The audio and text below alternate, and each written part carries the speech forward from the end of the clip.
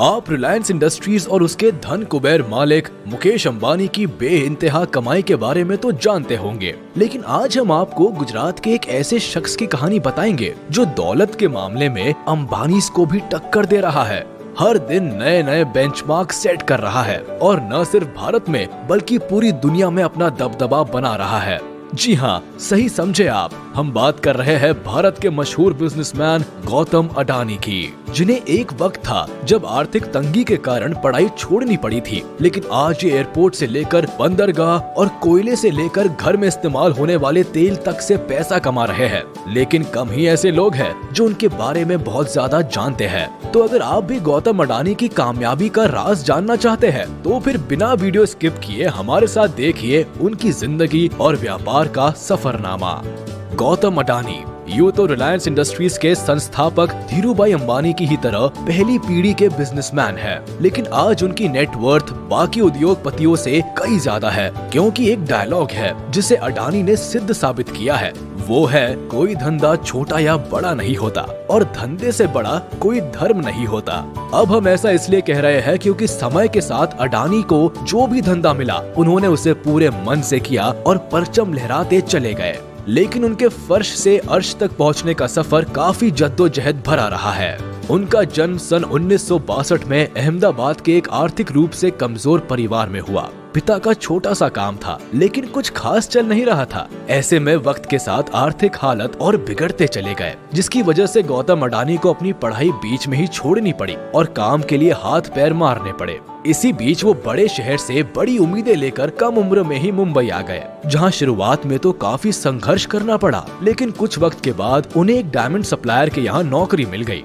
3 सालों तक काम करने के बाद उन्हें समझ में आया कि जिंदगी में करना क्या है, इसलिए उन्होंने नौकरी छोड़कर अपना काम शुरू किया और झवेरी बाजार में डायमंड ब्रोकरेज कंपनी की शुरुआत की।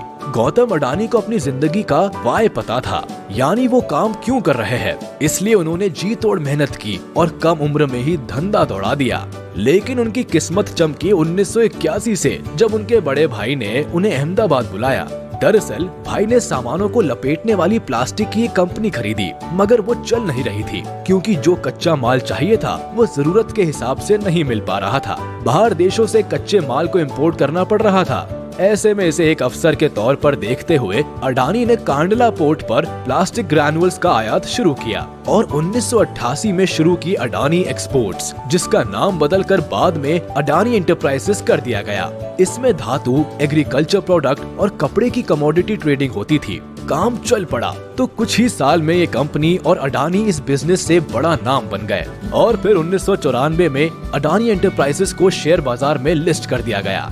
फिर साल आया 1995 का। ये वो साल था जिसने आज उनके इस मुकाम तक पहुंचने की नींव रखी, क्योंकि इस वक्त गुजरात सरकार पोर्ट डेवलपमेंट के लिए प्राइवेट कंपनीज की तलाश कर रही थी। ऐसे में जैसे ही एक खबर अडानी तक पहुंची, उन्हें कमाई का एक और सोर्स नजर आया। इसलिए उन्होंने गुजरात के सबसे बड़े बंदरगाह मुंद्रा पोर्ट को ही खरीद दिया।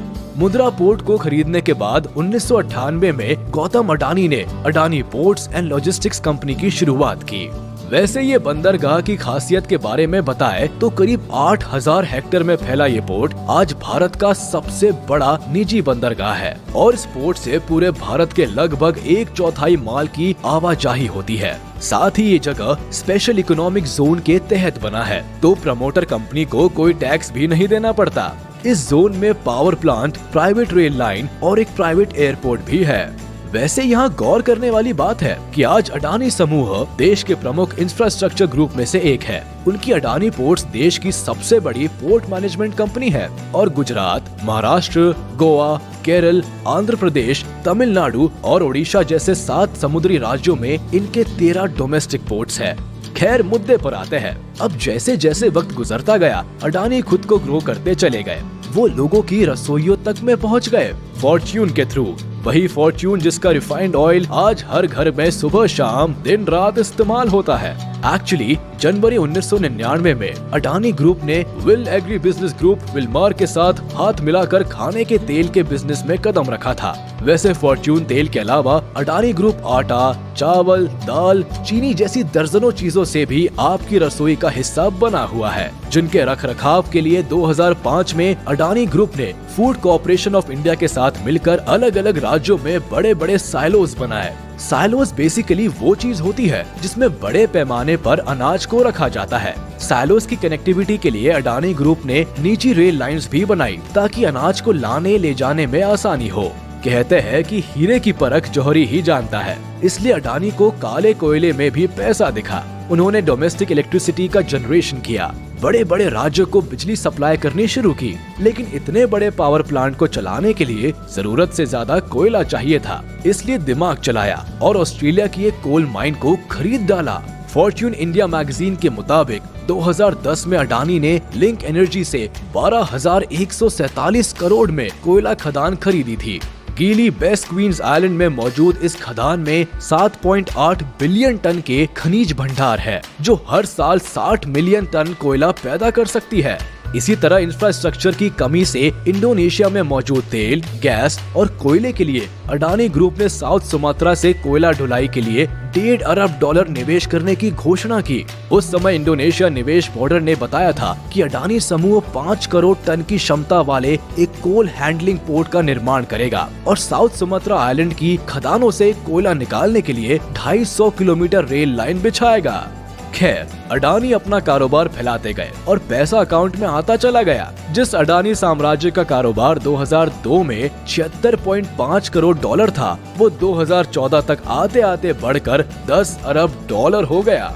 साथ ही वक्त की जरूरत को देखते हुए अडानी ग्रुप ने नेचुरल गैस के क्षेत्र में भी बिजनेस को बढ़ाया और 2017 में सोलर पीवी पैनल बनाने शुरू किए। उधर बंदरगाह और निजी रेल लाइन के बाद अडानी ने एयरपोर्ट्स की तरफ उड़ान भरी और 2019 में अहमदाबाद, लखनऊ, मंगलुरु, जयपुर, गुवाहाटी और तिरुवनंतपुरम जैसे 6 हवाई अड्डों के मॉडर्नाइजेशन और ऑपरेशन की जिम्मेदारी उठा ली। अब अगले 50 सालों तक अडानी ग्रुप इन सभी एयरपोर्ट्स का ऑपरेशन, मैनेजमेंट और डेवलपमेंट संभालेगा। वही मुंबई इंटरनेशनल एयरपोर्ट लिमिटेड में भी अडानी ग्रुप के पास 74% की हिस्सेदारी है और ये किसी को बताने की जरूरत नहीं कि भारत में मुंबई एयरपोर्ट दिल्ली के बाद देश का सबसे बड़ा एयरपोर्ट है। वैसे जिस तरह सुंदर आकार लेने से पहले सोने को खूब तपाया जाता है, ठीक उसी तरह गौतम अडानी को भी जीवन में कई तरह का ताप झेलना पड़ा। उनका सामना कई तरह के विवादों से हुआ, लेकिन उन्होंने सबसे पार पाया और एक अलग मुकाम हासिल किया, जिसका नतीजा है कि आज गौतम अडानी का कारोबार पूरी दुनिया में फैला हुआ है। तो चलिए अब